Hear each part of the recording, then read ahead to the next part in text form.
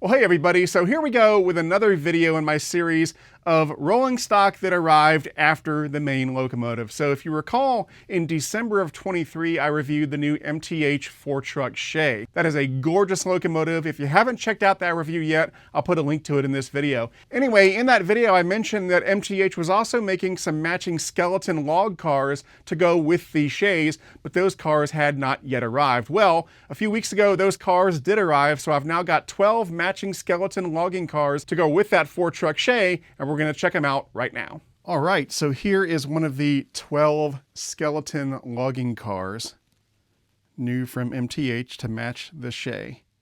It comes with 8 logs. Now let me detach the logs to give you a better sense of how these things work. So logs are probably going to go everywhere when I do this.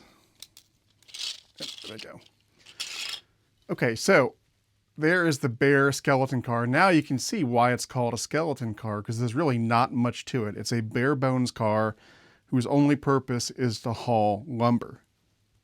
And so that's how they got the nickname skeleton cars. Very well built though, all die-cast metal, very little plastic on here. Just a very solid car. And even though it's a bare bones car, it's got a nice weight to it. So I really like these. Now, when you get the car out of the box, it'll come with 2 of these straps, and they have a spring at each end. Not sure how well you can see that, but there's a spring at each end, and you've got a chain and then a hook on each end. And there's a little hole on the underside there for the hook.